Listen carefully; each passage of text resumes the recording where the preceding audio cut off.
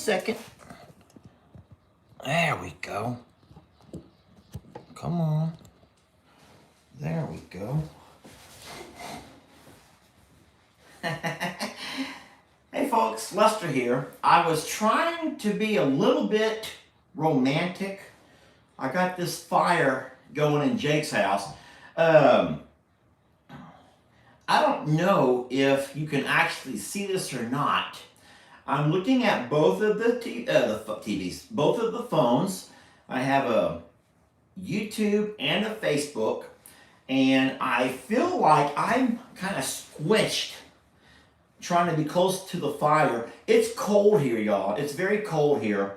I don't really like this setup a whole lot. I wish I would have thought about this before I pressed go live, but it is what it is. And what I'm going to actually do is switch chairs. I think that everything on the Facebook end is pretty good. I know you see a little bit of the TV and the reflection of the lamp. And if you're like me, that may drive you crazy. But I'm going to switch chairs for a second and see if maybe the stool will help a little bit with this issue. I think that's better. I think that's better. The only problem is I am way too far away to read any of the comments. So whatever you say, I'm not trying to ignore you, but I will say I just can't read that far away. Hey, let's start off with me giving some big congratulations to my son, my older son, Ellie.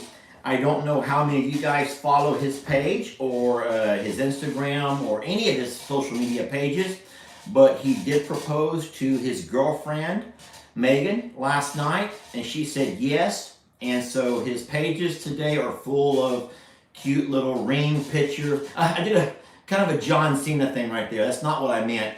But Ellie's pages are full of her saying yes pictures.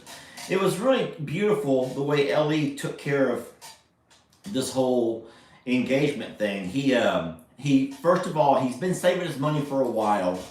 And even though he's told me and his mom that he had planned to marry Megan and ask her to marry him, he never gave us a timeline. He never told us when. And so what a surprise when I got a phone call last night. Well, he sent me a text and he says, "Hey Dad, how's your week?" And I'm like, okay, that's kind of out of the ordinary. You know, Ellie doesn't normally ask things like that. And I'm like, you know, immediately you begin to think that, oh no, something's wrong, something's wrong. Why would my kid text me out of the clear blue asking me how my week is going? So I reply back and I'm like, hey, it's been a pretty good week. I says, what's going on? What's wrong? What's wrong? There has to be something wrong.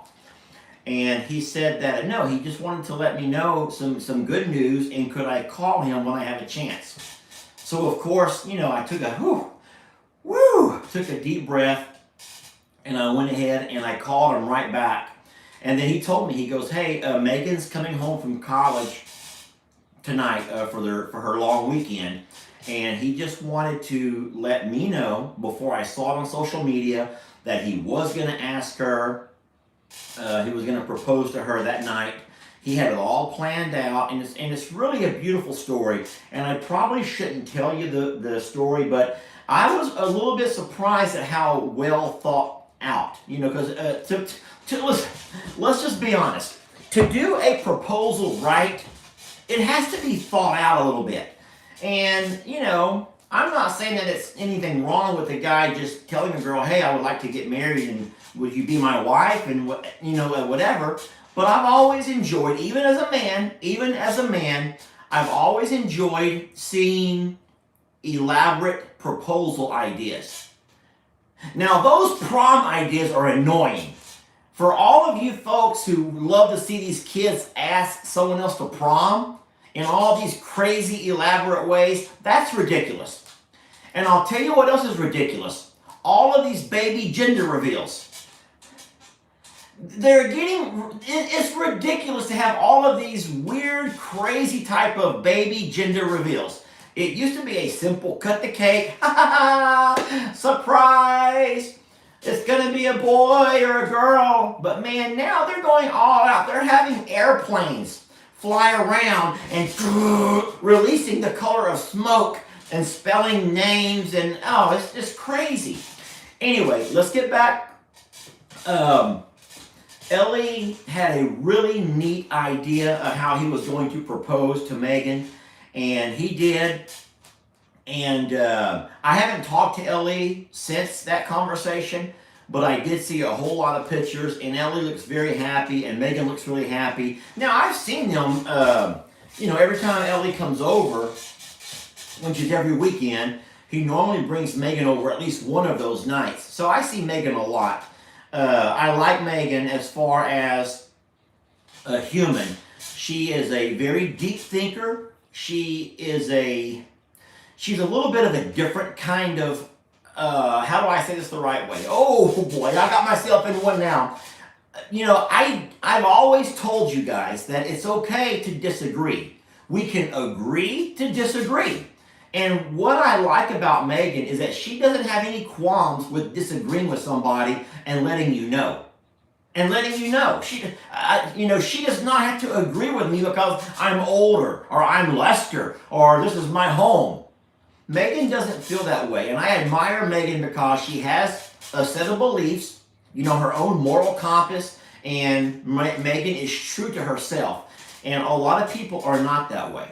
A lot of people cannot be that way. They've never learned to be that way, and they've always kind of given in to the mainstream. And I really admire Megan for the fact that she can stand up strong for what she believes in. And, Megan's going to school to be a teacher. And so if she ends up becoming a teacher, that might be another reason why I like her so much. Is that, us teachers got to stick together. They say, it's not the income that's important, it's the outcome for a teacher. And so poor Megan, poor Megan. Literally, poor Megan. But it's the output that's important. What a myth. What a myth. Anyway, I like Megan. A lot of nights when Ellie brings her over, we have game nights. And so we will play games there at the table, the card table. And I think that y'all have heard before how Ellie does. Ellie's a shark, man. Ellie is a shark. He will, in any kind of a card game or a board game, Ellie will play a little coy, throughout the game, keeping it close. But at the very end, Ellie will turn on the jets. And whatever he has saved up and ready to go, man, he'll just bring it full force. And Ellie wins most games. But Megan is shrewd. Megan is sneaky. And so there's been different examples of what she's done during our different game nights to show me that side of her. And you really fall in love with someone's personality when you see their funny side, their serious side. Megan's also a big animal lover, and so she's a proponent for animal rights and animal,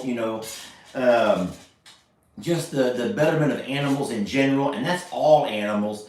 And so anyone who does not follow Ellie's page, Flip Flop Farmer, and he's on Facebook and YouTube, you should at least give him a shout out and say congratulations. Let him know that you love him and that you're proud of him. And I know that Ellie is going to make an amazing husband. Ellie's been just a wonderful son to me, and I know he's going to make just an amazing husband. Now hold on a minute. I know what you girls are going to start saying. I know that you girls are going to say, and when's the date? What's the date? Guys, I have no idea. Don't ask me anything else about this, because I really have no idea.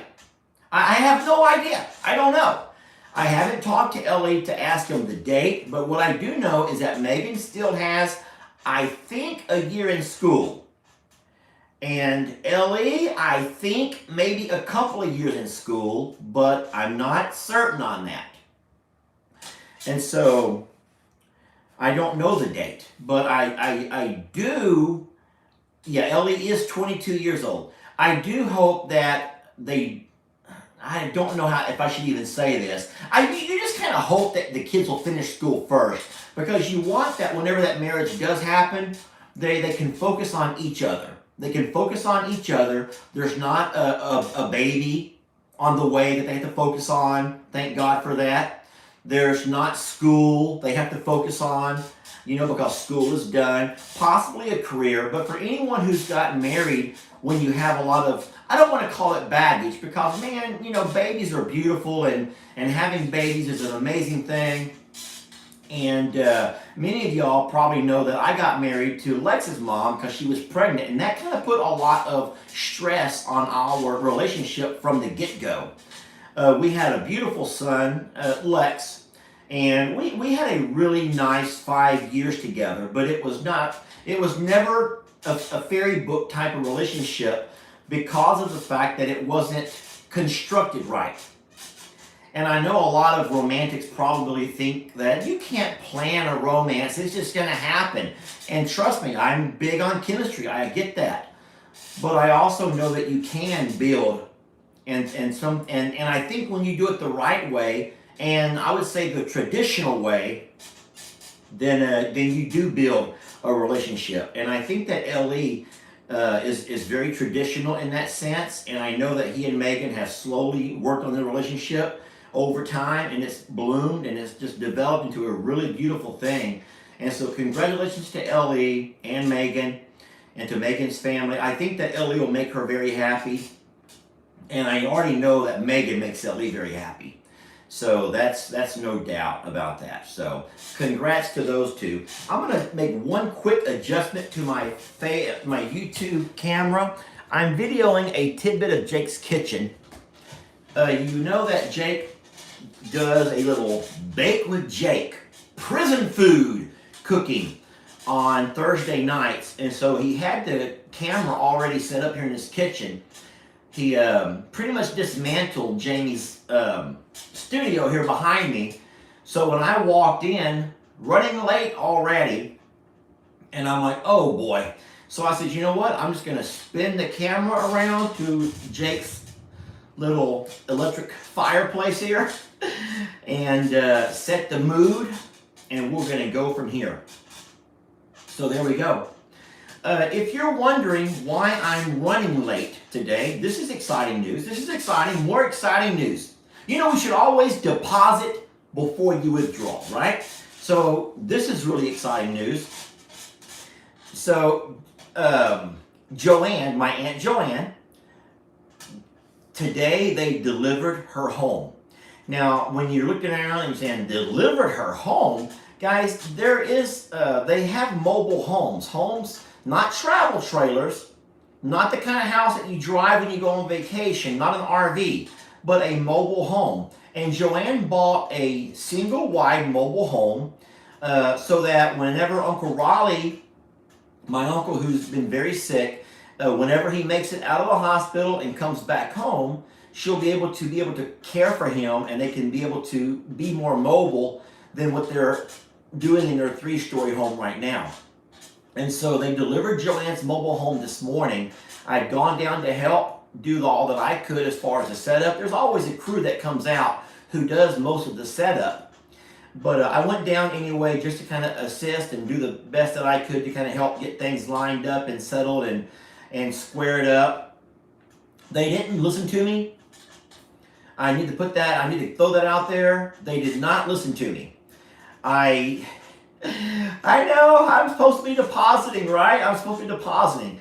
But no, I had gone down and I had spread all of that rock, and I had the pad set up so perfect. It was all what they call squared and aligned with the property, the fence line, the road. And if lo and behold, somebody, I will not say any names, rolled up in there, I think either yesterday or this morning early, and put 4 little stakes in the ground, not where I would have put them, And so when I got back from my bus run and there's a house sitting there, it was not squared to my perspective. And but hey, it is what that is. There's a house sitting there, and now they're going to take a little bit of time to get a few things done: electricity, water, and plumbing. And then as soon as my uncle gets to a place where he's able to come back home, that's what my Aunt Joanne wants to do. she wants to bring Uncle Raleigh back home, and this is going to sound very morbid, but I know for a fact, because we've discussed this many times, and if you're older, I hope that you have these real discussions. But my Uncle Raleigh doesn't want to die in a hospital. I'm sorry, I just said it. I'm just going to put it out there. But I'm going to tell you, my Uncle Raleigh does not want to die in a hospital. He wants to die at home. And that is, I think that is a whole lot of motive that is driving my Aunt Joanne. She wants to get this house set up so that they can get my Uncle Raleigh back home. Why is this making me emotional? I don't want to be emotional today, even though I know we're going to talk a little bit later about my sweet piggies. And but yes, they're going to build a wheelchair ramp to get my Uncle Raleigh inside the house. And then obviously they had the shower and the bathroom specially built and created so that they could get him in and out, and Joanne could help work a little bit easier by moving him around. And as of right now, he's forced to stay in the hospital. He has some infections, and he's not able to swallow. This most recent stroke has left him where he's unable to have all control of all of his functions. And I've talked about this a few times, and I don't want to take away from the live by repeating stories. Even though I'm known to repeat myself quite a bit. But my Uncle Raleigh does not want to be there, and he's alert enough to wants to go. He wants to go home. He wants to go home. And my cousin Kenny, who is Uncle Raleigh's son, his oldest son, he and I talk at length, even this morning while they were setting the house up. And Kenny said that his dad wants to come home to die. And man, talking about that, just putting it into words, I don't know a better word. I think they call that morbid. It just sounds morbid to talk about things like that. But that's what wants to happen. And so we're hoping Uncle Raleigh can, get a way to find a way to live for a very long time. But for now, that's what's going on. Joanne got her house delivered. Her kids will come over and start helping with things. I'll do some fencing. We're all going to contribute what we know how to contribute. She does. She's blessed to have a son that knows electricity. So he will help her with the wiring from the pole, getting inside the house to the breakers and all, and get power. And then her son also knows a little bit about plumbing. So he can help her get water from the water line into her new home. And then we're all going to try to sit down and figure out the plumbing. We're probably going to just point fingers at each other. You do it. No, you do it. No, you do it. You do it. You do it. You do it. You do it. But either way, we'll take care of all of that. And then we got some woodwork. We're going to build the porch and put a ramp for that wheelchair. And as soon as that's ready, which we hope it will be in a week or so, maybe sooner, as fast as we can work, Joanne's going to let the doctors know that as soon as my Uncle Raleigh can be released. I think they call that hospice. They call that hospice, I believe, then to release him and let him come home. And so I know that's where Uncle Raleigh wants to be. So there we go. 2 bits of really good news. We have Ellie proposing to Megan, and she accepted. Woo! I know that feeling, y'all. That's scary. And then of course the fact that Uncle Raleigh and Joanne have a single wide home that they moved onto the property right there in front of their old house, the big house. And that's where Joanne really does hope to get Uncle Raleigh home to, so she can take care of him until he is ready to cross that river. Did I just say cross that river? I almost said cross the Rainbow Bridge. I almost did. I almost said Joanne wants to take care of Raleigh until he crosses the Rainbow Bridge. Do humans cross a rainbow bridge? Oh my God. Where is my head? Where is my head? Okay. I'm going to take me a big swig of this Dr. Pepper. It's funny. We all start the new year with all of these resolutions and things that we want to change and make better, and we're all looking for that great new year, right? And all these new beginnings. And 2022 has been pretty rotten for us here on Morrow Hill. I don't want to make this a sob, sad story. Poor us. Oh, poor me. Poor me. No, there's too much of that I do already. Just in joke, obviously. But, so, my parents have been going through their ordeal with my mom being not well. And then, of course, my dad's had his donkey. And then now Heidi has had some issues. And so they've had a little bit of a rough go. Knowing, right there, I'm so close. I'm so very close to Uncle Raleigh and Aunt Joanne. As close to Uncle Raleigh and Joanne as I am to my own parents. And I don't talk about it enough. In fact, I owe a huge debt to Uncle Raleigh and Aunt Joanne. One that I'll never pay. They've done so much for me. And so, knowing that Uncle Raleigh's going through what he's going through and seeing Joanne struggle and suffer and just, she fights on. She's such a warrior. She fights on. That's taken a toll. Of course, I mentioned in the video that you saw yesterday or this morning on Facebook or YouTube about Sookie. Jamie's still distraught about losing her baby. The thing is not knowing. You don't know where your baby's at, and that's the scary thing, to know or not know if someone is leaving her chained up outdoors. We always hope, that she's in a nice place where someone's loving her and giving her snacks and she's sleeping on the couch at night or whatever, like she did at our home.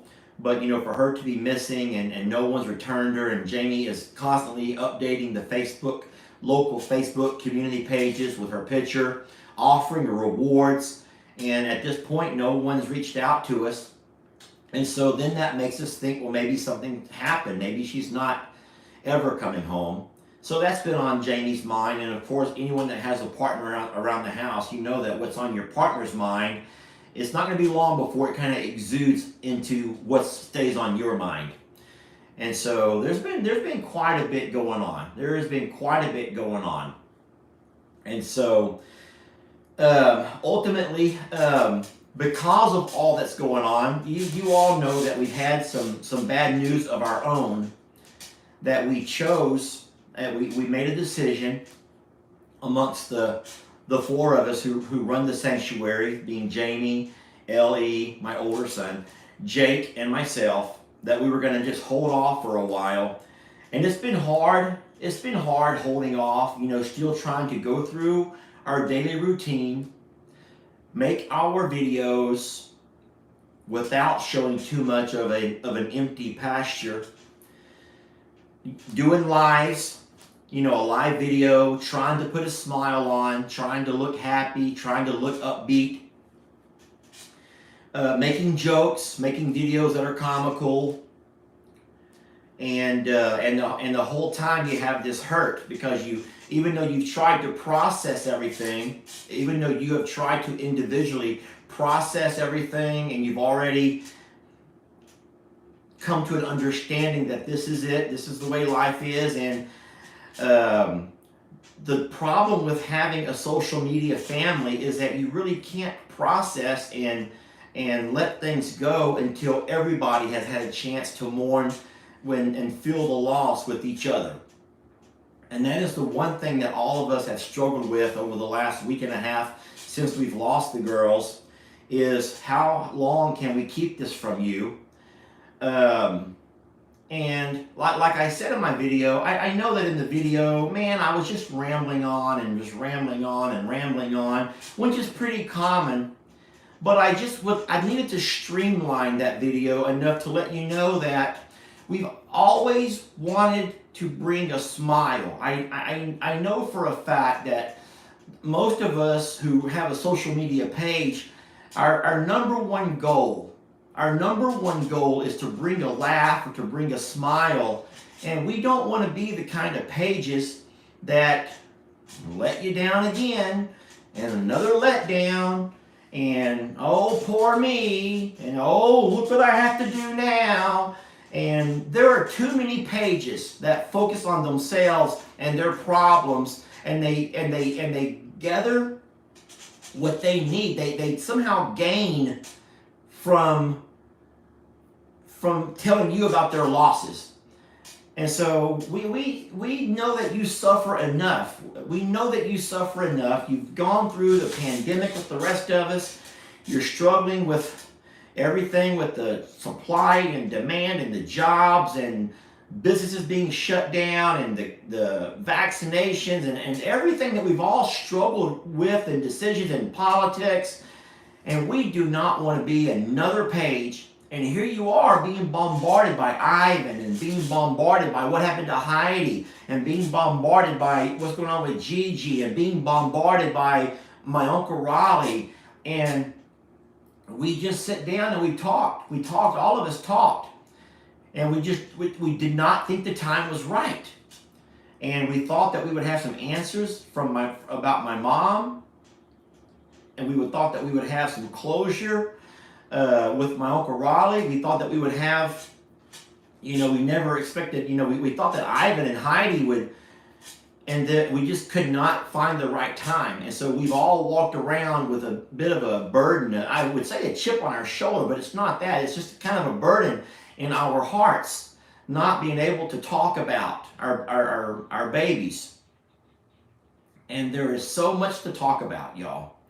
So I'll just go ahead and get the hard part out of the way.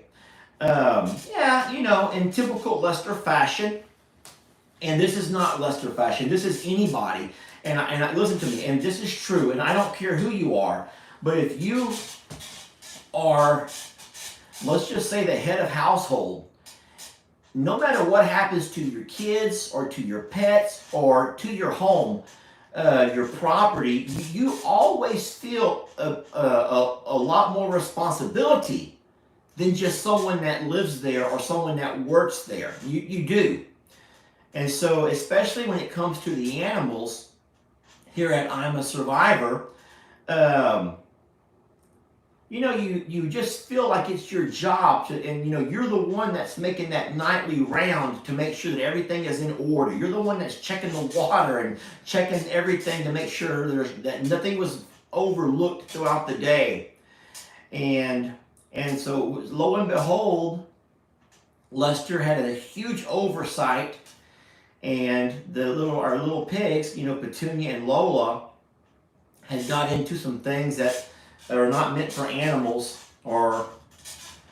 and it was too much for their little bodies to take, and they both passed. I don't want to give the graphic and the gory details, but I know that when we woke up the next morning after it had happened, and I discovered it was Lola who had already passed on her own. Lola had passed on her own, and we had to put Petunia down because she was at a really bad place with a lot of pain. And so we had to do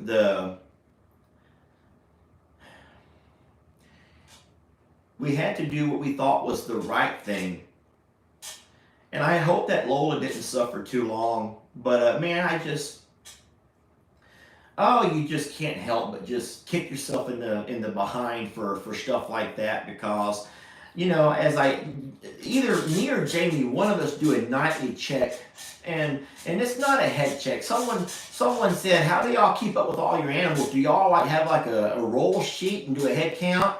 And no, guys, when you have animals, no matter how many animals you have, it's more of a wellness check. You don't really have to go by and count heads for the most part, even though we have lost a few here and there. But you just do a wellness check. And in our nightly rounds, before we go in and have our showers or baths and do our nightly routine, we always do that last wellness check. And everything was fine, but I didn't notice that there were things that had not been put away that the pigs got into. So,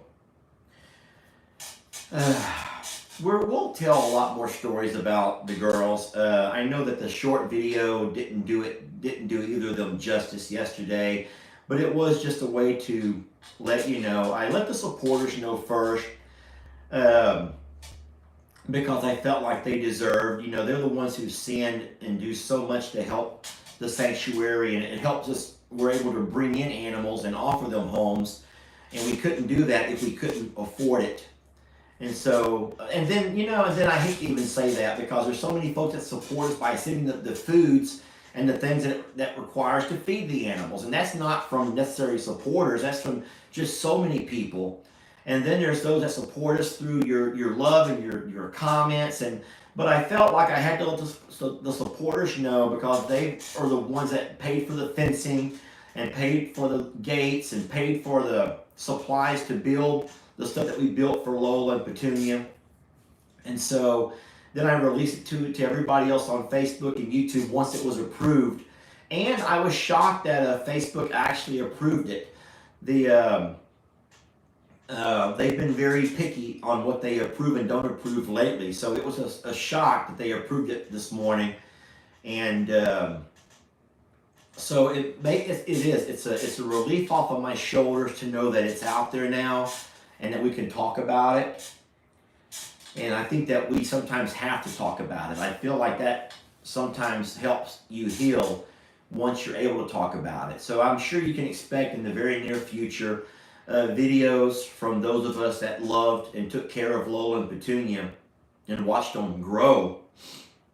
Well, that's funny. We didn't actually watch Petunia grow. We watched Petunia shrink in size since we got her. And we watched Lola grow because we got her as a little munchkin. Think about that for a minute. If I can talk about the babies. Excuse me, guys. When we got Petunia, we took her on as a rescue. She came from Dallas. And that was a rescue that actually never should have happened. Now, I know it's funny to talk about now, but the day Petunia arrived, a guy named Miguel brought her. Now, he had reached out ahead of time, and he messaged and he said that he has this pot-bellied pig that he bought for his girlfriend, and that they're no longer together, and he's not home. The little pig is really cute, and she's very lovable, and he sent me a video of her. And what he sent me was a little pig, not tiny, not one of those minis, but a small pig running around his apartment. And he said that it's just not a good life for her. And that's actually a very typical pig person's request. When they're trying to surrender their pig, we hear that all the time. They're not able to offer the pig the life that it needs. And so that's what Miguel said. He tried to explain that Petunia, this cute little pig that he sent a video of, he could no longer offer her the life that she needed. And so I said, that's fine. I said, we have a place for a pig. I said, but I said, you'll have to bring her. I said, I can't drive to Dallas and get her. I don't like animals being transported so far anyway. And no, he agreed. He and his dad and his mom were going to bring her down. And so sure enough, one weekend, they make that trip down. Now, when the truck pulls up into the yard, though, I was immediately, I felt like catfished is, I think, the word they call it. Maybe if you've ever felt like someone had deceived you, because the video that Miguel sent me of this cute little active pig was not the same pig that was in the back of that truck. Well, it actually was the same pig, but the video was from years earlier, before Miguel began to feed her table scraps. I'm pointing my finger at Miguel. If Miguel's watching, I'm pointing my finger at you, and for everyone else that feeds your pigs table scraps on a daily basis. Because the sweet Petunia, who used to be so cute and energetic and adorable, had grown up into a very obese and very sick little girl, big girl. She had gotten so heavy that she had lost the use of her eyes and her ears.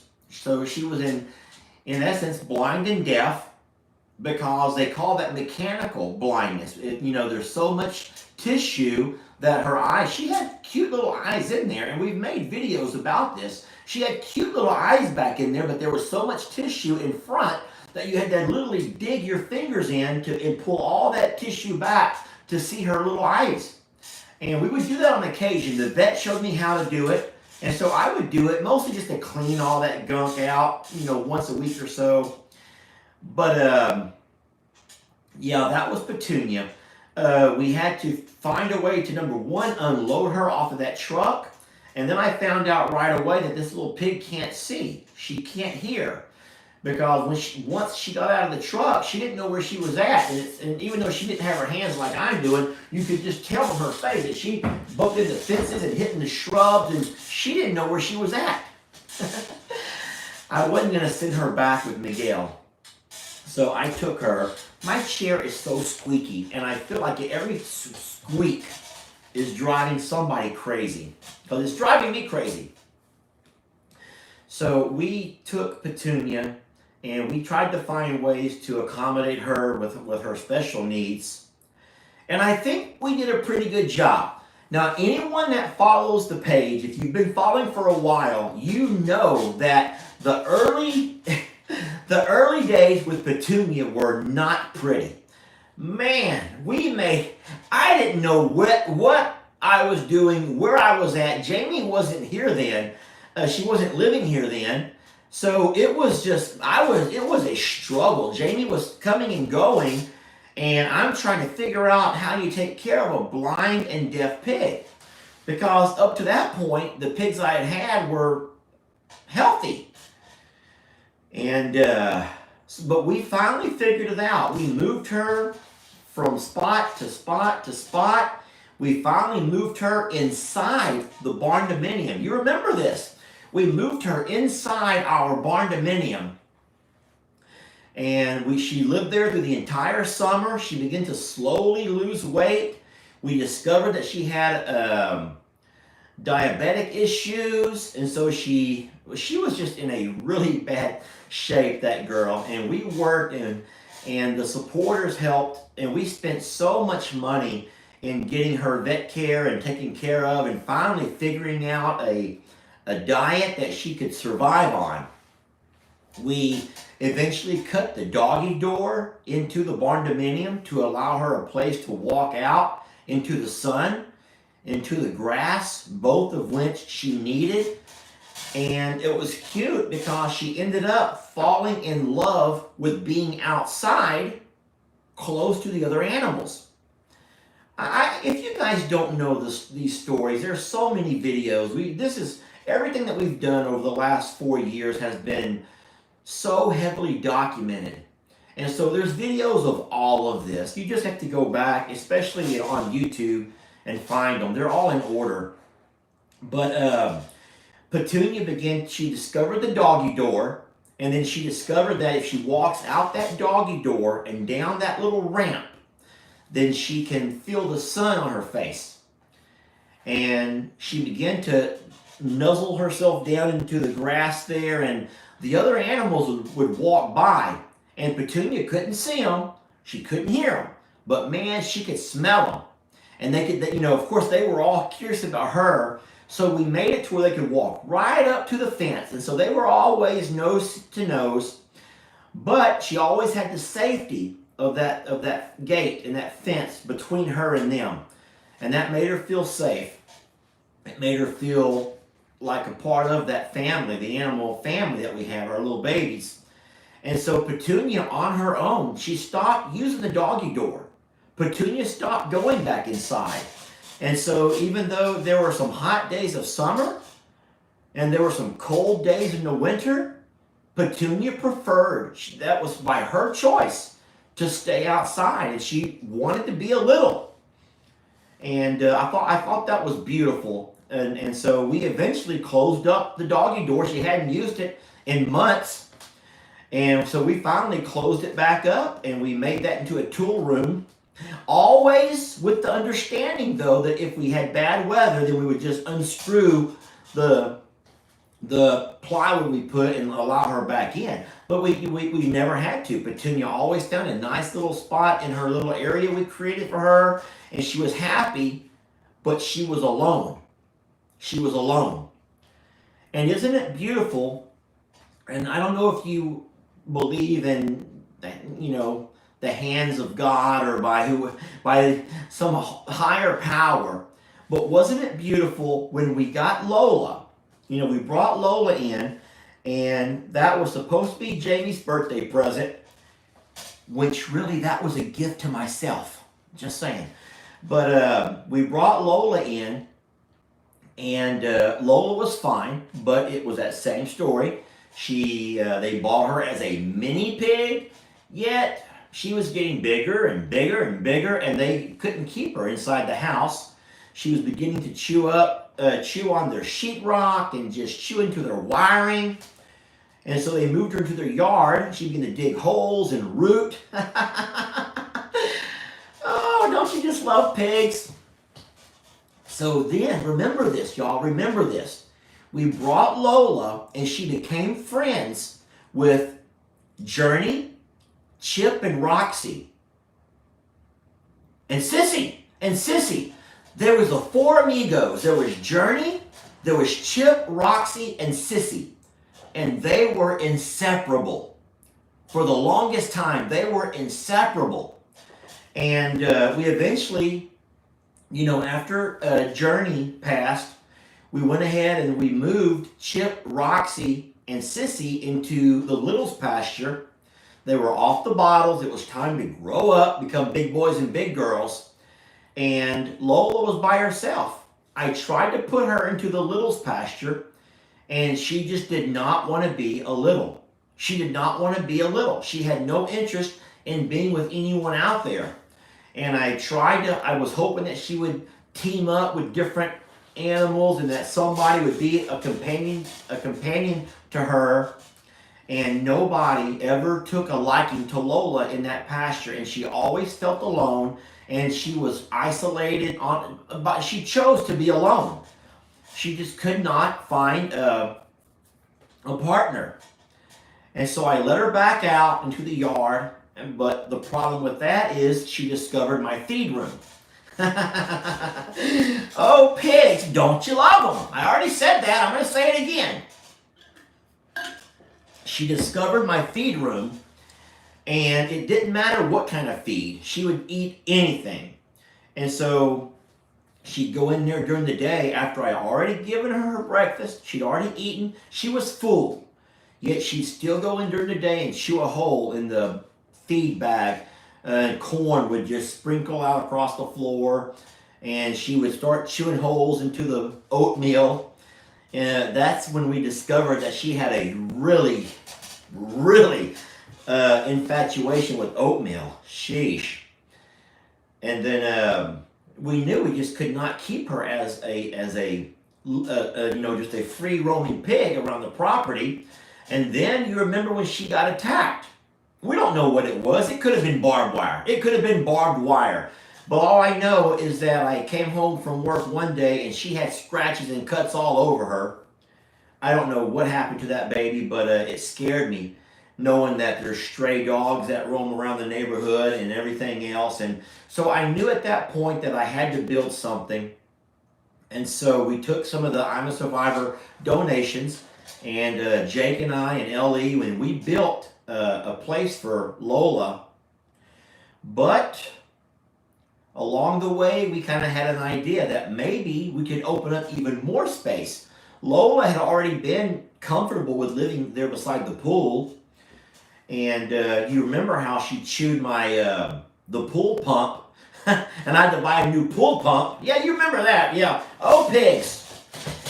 And so we decided to build the new fence so that Lola and Petunia would have a run, a nice little run. They could go up and down. We'd still keep them where they were at so they could be close to the other babies and feel a part of the littles. Yet we opened up a section where they could come into our yard, and so they could be close to the house if they wanted to. They could go onto the little pool porch. We have a little deck beside our pool. They could go out into the grass, under the trampoline. Whenever the kids would go inside, they could play with the kids. And that was a really neat place. That I'll tell you, and we have plenty of video about this, but that was I discovered two things then. Okay, I'll tell you this. I discovered two things then. Number one, I discovered how since Lola had nobody and Petunia had nobody, well, except for me. I'm somebody, but you know what I'm saying. Guys, they ended up becoming really good friends and companions. And it was sweet the way, especially on the cold nights, how they would snuggle up together.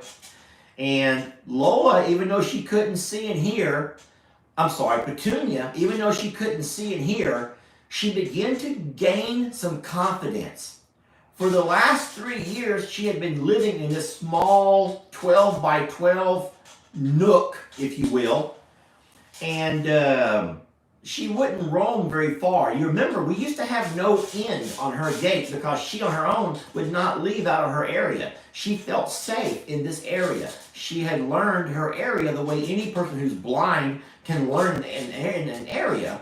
Petunia had learned her area, and she didn't feel comfy going anywhere else until Lola came along. Once Lola showed up, Lola began to take Petunia on excursions, field trips, and adventures. And it was really, really cute seeing Petunia expand, the little area that she'd been designated and the spot that she chose. She began to explore, and on her own, she would probably follow the scent that Lola would leave, and she discovered where Lola would go nap during the day. She discovered where Lola would go drink her tea. Oh my God. Petunia discovered all of Lola's little secrets. But that was cute because now we're having to share the oatmeal. We're sharing the tea. And then, of course, they would share time. They shared time with each other. Time that we couldn't just always devote to one particular animal. They had each other. And I love that they had each other. When I look back, and even though I feel, like I said at the beginning of the live, it's hard not to feel hurt and guilt. At least they had each other. And so there's a couple of ways you can look at it. Some of y'all are going to say, well, see, Lester, if you had not ever allowed Petunia to follow Lola around, she'd still be here today. And that is probably true. If I had never allowed Petunia and Lola to become friends, then Petunia would probably still be here today. But, and this is the way I reason this, and I believe that most of you, I think that you would probably feel the same way. But look at all of the adventure. Look at all of the special moments. Look at all of the life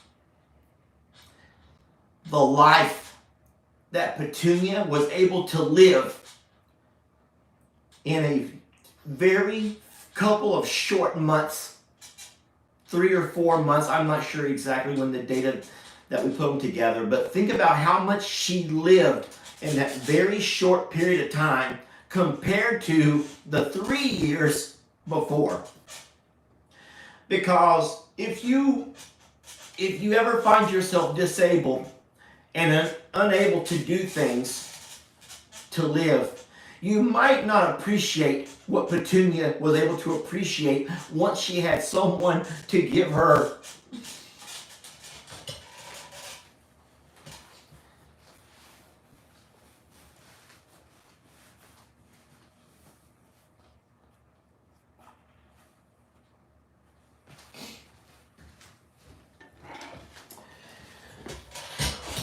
Okay. I'm back. So I just feel like Petunia was able to really, really live and enjoy life. And so she got to experience. We had some beautiful fall temperatures. And so it wasn't unusual to walk outside and see Petunia laying in other spots that she'd never been before. Ellie has a video. Oh, Lester, stop already. Ellie has a video that he made, and I saw in the video, I saw Petunia, and she had left out of her area, and she had walked around over across the yard by the pool, and she was sitting there scratching her back, waiting for me to give Lola her tea. And it was just that kind of stuff. After 3 years of lying in the same little area where she felt safe and safe, she finally had a chance to explore and experience other things that she never had a chance to experience. And so, yeah, it was that same freedom that ended up probably, getting her into trouble. Lola always found herself in trouble, y'all. Trouble was nothing for Lola. Lola always found herself being naughty and getting in trouble. But I'll tell you what, Lola gave something to Petunia that I could never give her, and then none of us could ever give her. It gave her independence. It gave her friendship on a pig's kind. And all of us would spend time with Petunia daily. We would feed her and we would give her a little scratch in the morning and afternoon, and we'd throw her a few snacks and give her a little scratch. But what Lola gave to Petunia was something that we never did. And I said this. I think I said this. I didn't say it. I was thinking about saying it, but I'm just happy that they left together, because they had become so close and such good friends.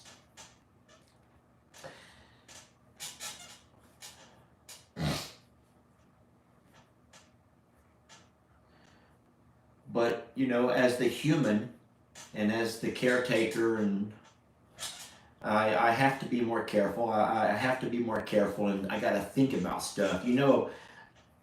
Since this happened, since this accident or incident, I've taken and we've moved all of our trash cans a little bit further away from the gates and the fences to our pastures. We've started making sure that we're cutting that string off those rolls of hay. We've lost, I'm going to say, wasted so much hay, because you cut those strings and those hay rolls begin to unravel, and Tex and Santana start pushing around, and Moo starts pushing around, and they just unravel that hay. You take an entire roll, and it should last, that many animals, it should last them about a week, and it ends up lasting about 3 days. But we're trying to, we're being rather, what do they say? You're better safe than sorry.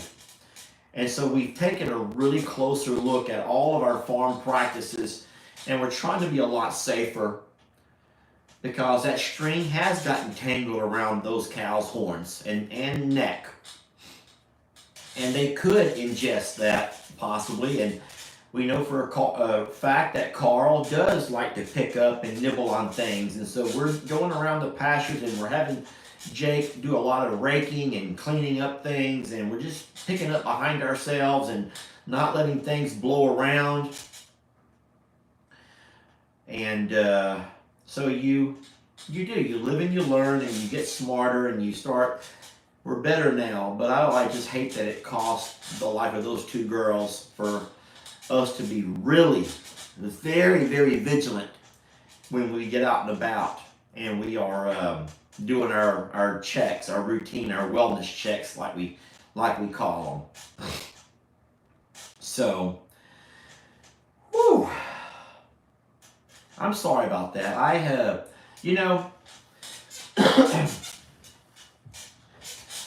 when we had lost Journey,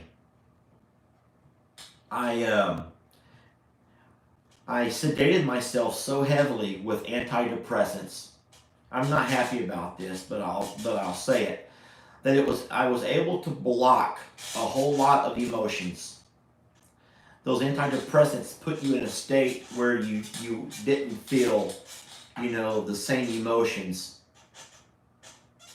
And so it made it to where, as much as I missed her, as hard as it was burying her and reading the things that you guys were writing and the letters and the comments, and I never allowed my body, because I did not want my body to feel anything. I didn't want to feel anything because it hurt so damn bad.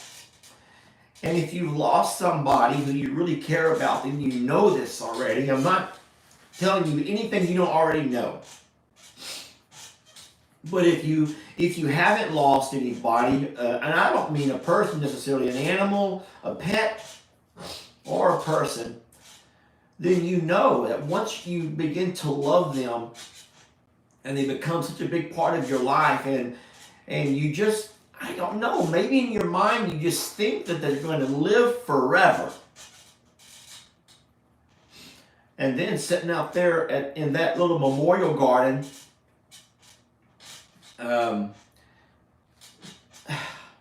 I always make sure I do a little spin around every time I do a video out there, and because it's crazy to look at the number of babies who we've lost over the years. And and then when you think about the ones that you lost, most of them you never had an idea. It was so unexpected. So unexpected.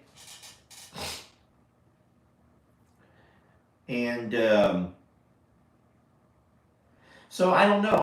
This time I have not taken anything of medications because I wanted to feel.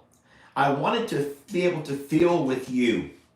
And I wanted to be able to feel with Jamie. And I wanted to be able to feel with Jake. And I wanted to be able to feel with Ellie. And I just wanted to be a part of what you feel, for those who knew Lola, and those who loved Petunia, and those who watched her struggle for all of those, weeks and months until we got her kind of figured out. And those who, saw her beginning to lose some weight and beginning to get healthier and beginning to be able to move around. And, oh, it was so beautiful. And I know, that's what I said, I know that you hurt. I know that it hurts you to know that she's gone. Because people like Journey and people like Petunia, I say people, you know what I mean, they do inspire you. You feel so stupid that you're letting an overweight pig inspire you to live a better lifestyle. Or you let a special needs goat inspire you to get up and go to work when you don't feel like it. But yeah, there's a lot of hurt that you open yourself up to when you choose to love. You already know this. And so so we've hurt for a couple of weeks. We've begun to process it, and it's only opened itself back up now that I'm talking about it. And I wish I could have done this a long time ago because I needed to. And I know that Jamie needs to, and I know that Jake needs to, and I know that Ellie needs to. And so I feel better. I don't look any better. I know y'all like Lester, you should not have wore red today. Red does not go with an ugly crier. And it's true. If you're an ugly crier, you know that there are certain colors that go better with an ugly cry than what does red. So, if there ever was anyone that might have been crushing on Lester, I'm done. That's the end. You can admire me for my passion for Longhorns if you want to, but I'm afraid this here ruined everything. I should not have worn red. Jamie probably knew this. Jamie probably sent me off wearing red, knowing I would cry and I would just make a total mess of myself. Yeah, see, Jamie does stuff like that. I think most women probably do stuff like that. Yet, look what I do for Jamie. I don't know if you've had a chance to visit YouTube today, but I'm trying to bring the happiness back. I'm trying to bring the happiness back. I know my dad has had every day in a row has been a sorrowful, hurtful, sad place to visit. I know that because of life, guys, sometimes you find yourself where there's a lot of hurt and sadness around you. And I felt like, you know what? We're going to go ahead and we're going to talk about these pigs. We're going to tell their stories. Jamie will have her time to talk about them now. She can make her videos. Jay can make his. I've made mine. And I want to smile and I want to laugh and get back to our laughter. And so this morning, I put on YouTube a video that I took this, I don't remember exactly when it was, but we had met Xander and Kendra. Jamie is trying to spend more time with Xander. The older he gets, y'all, think about this for a minute. The older your children get, the less time they have available to spend with you, right? And Jamie has been, since she's been watching this happen, and so she's been trying to spend any chance she get doing things with Xander, creating life moments. And so if lo and behold, we did not find ourselves in Mexico, and when I asked the taxi cab driver of any kind, we only had a short weekend, and when I asked the taxi cab driver, does he have any ideas of what we can do,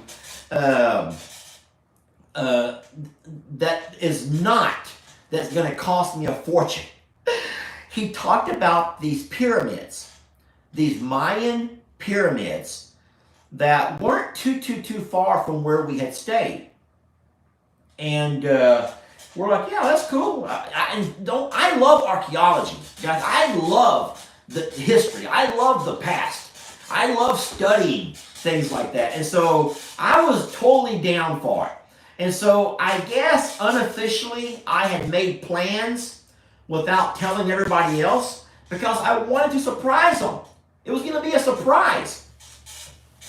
So the next day, whenever we had that same cab driver come pick us up, and he drove us to the pyramids, whenever Jamie asked where we were going, I told her that we're going to go to El Mercado. El Mercado is like an outdoor mall. El Mercado. Come on, guys, you know El Mercado. Mercado, the Mexican market, the marketplace. And so poor Jamie, she wore a dress and flip-flops. See, this is how dumb I am. This is how dumb all guys are. We don't realize sometimes that when a girl prepares for an adventure, whatever her day is going to look like, she wants to dress the role. And so when Jamie thought we were going to go to the Mercado, the outdoor market, she wore a cute little flowery dress and I think flip-flops or sandals. I don't remember. I think that Kendra, that's Xander's girlfriend, just wore shorts and tennis shoes. Thank God. I think Xander might have been wearing pants, jeans, but I don't remember. Anywho, we went to this pyramid. I only went to study the archaeology. I had no idea that when you got there, they were going to allow you to climb to the top of that thing. It just so happens that normally they shut that down. They don't allow people to climb to the top. They're trying to preserve their artifacts, right? But they offer, for certain days of the year, they allow people to go ahead. And so that gives people who are studying, archaeologists or students, a chance to actually experience things without opening it to the full public all the time. You know, you don't want to leave a footprint, as they say.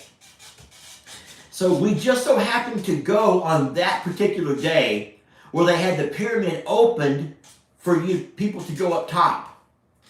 And so if you saw the video, even though I have a bad knee, I did not want Xander and Kendra to go up top and experience how that would look without me being able to talk and enjoy that moment as well. So I told Jamie, I'll be back. And she goes, you have a bad knee. And I'm like, I'll make it. I can do this, Jamie. And so sure enough, I made the trek up that pyramid. And as I was going up, I looked down and Jamie is not following me up. I almost said like a puppy. Jamie's going to be so mad and y'all are going to get so mad at me. But it's true. You know how your puppy will follow you anywhere? Jamie was following me up in her little dress and her little sandals. She is climbing a pyramid in Mexico. And so we made our way to the top of that thing. And the whole time I'm telling her, just stop here. Just stop. You just stop. Nope, she wasn't going to stop. If we're going to do it, she's going to do it. That's how Jamie is. That's how Jamie is. If you're going to do it, I'm going to do it. Once you admire that about somebody, okay? So here's the problem, though. All of a sudden, we're at the top of the pyramid, and now it's time to come down. And you know how they always say, don't look down? Guys, that's true. Don't look down. If you're afraid of heights, then don't look down. Because when you're just looking on a level plane, everything looks level, and it's not that scary. But once you look down or even look up and you begin to realize the magnitude of what you're doing and the danger, man, all kinds of emotions and senses begin to start swelling inside of your mind and body, and it got scary. And now we have to go down, and those little Mayans, I'm sorry to be mean. If you're Mayan, forgive me, but those little Mayan must have been the size of little munchkins because those steps were like this wide. I'm not making that up. I wear a size 12, so my shoe and my foot size is probably bigger than most people, but Mayans, their feet must have been tiny. Like those little dancers in Japan or whatever. That's what I imagine, because those steps were so small that I imagine the Mayans probably just danced their way right to the top and then probably danced right back down. No problem. Little feet, little steps, that's easy. But what do you do when you have big feet and little steps? You're literally walking on your tiptoes all the way to the top. Because you can't walk, or you can turn your legs and your feet sideways, and you're like stepping like this, and that's what I had to do. So we're at the top of this pyramid, but now it's time to turn around and come down. And I'm sorry, you can laugh if you want to laugh. You can call me a coward, call me a sissy, call me a baby, but it was terrifying. And so I was going to just try to look sideways and walk down sort of sideways. Jamie had to sit down, and I get it, because looking down you get dizzy, and if you're not careful you begin to roll. And I could just see that, poor Jamie just rolling down and me having to roll after her. And so she sits down, trying to scoot step at a time. She's trying to hold her dress here. Her panties are showing here. So what does the romantic Lester do?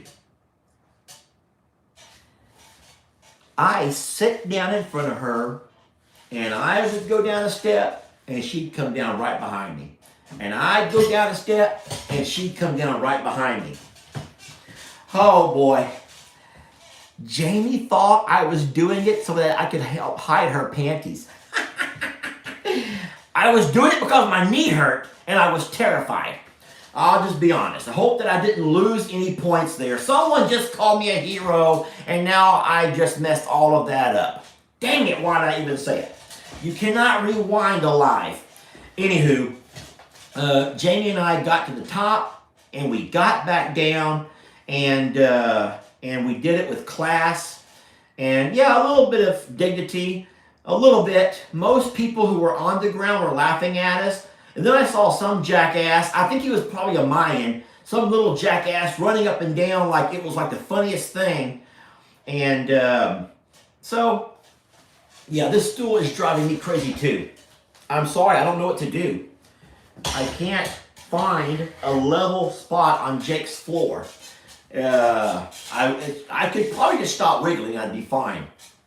Anyway, so I put that video out on YouTube this morning, and I haven't had a chance to read any comments yet. I'm not sure how you're reacting to it, but I had to go help Joanne with the little trailer, like I said. So I've been very, very, very busy.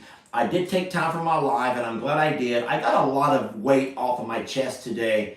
I got a lot off of my chest, and I appreciate y'all letting me do that. I want to read you something that I have been trying to live by, yet I never realized it until recently. Jamie has this little calendar that every day you pull back the next date, you pull back the next date, you pull back the next date.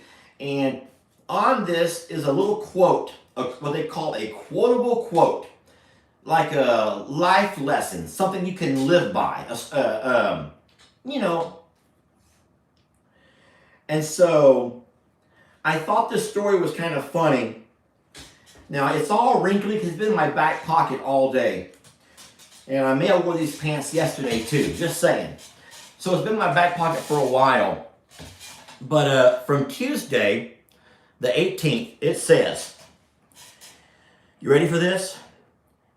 You can never leave footprints that last if you always walk on your tiptoes. You will never be able to leave a footprint that lasts if you always walk on your tiptoes. So obviously literally, you can't leave a footprint if you choose to just walk on your tiptoe. There's a literal meaning to that. But if you think about the figurative meaning behind it, it's very, very, very powerful. And I think that a lot of us are guilty of it. And so I'm really happy when I'm able to admit that there's going to be mistakes. Mistakes are going to be made on this farm. I don't like it. It hurts. But I'm going to share the good, the bad, and the ugly, because this farm, these pages, we're trying to leave footprints. We're not going to tiptoe around and try to say the safe thing. We're not going to try to tiptoe around the haters and try to do the things that, trust me, there's been some hate. There was hate yesterday from some of the supporters. There's been hate this morning from folks who follow the page. Just hate because of what happened. And I get it. I understand how you're upset and you're mad. And so what I could have done was tiptoed around it. Oh yeah, we had to rehome the pigs because of this. Or oh yeah, we had to rehome that. But you know what? I made a mistake. I wasn't careful when I did my walkabout. And so I've learned, but I hope that as an example of this, that you learn that I'm a survivor sanctuary, along with Shirtless Jake, along with Life on Morrow Hill, along with Flip Flop Farmer, along with Kim, catching up with Kim, from Suits to Boots. Listen to me, y'all. We're going to leave footprints. We're not going to tiptoe around things anymore, all right? And so I want to encourage you to do the same thing as well. And then this just kind of goes back, and I'm going to end this where I started it. When I talked a little bit about Ellie's fiance now, Megan, how I admire her for leaving footprints. Megan doesn't tiptoe around in what she believes. She doesn't tiptoe around in, I'm going to go to Ellie's parents, I better be careful what I say. I'm going to be around, Ellie's mom, I better be careful what I say. I don't want to. Megan walks on her footsteps. Megan leaves footprints where she goes because she's not going to tiptoe. And there's a lot you can learn from somebody when they have the kind of courage that it takes to be true to who they are. I'm serious about that. Now, the downfall to folks walking so hard, trying to leave footprints, is that you don't want to get, oh, how do I say this the right way? Ah! That was very nice. Yes, now, y'all see how I'm trying to play that off? I almost said something I probably shouldn't have said, and something that Jamie has asked me not to talk about, and so fine. Anyway, I love this quote. I'll read it to you one last time. You can never leave footprints that last if you always walk on tiptoes.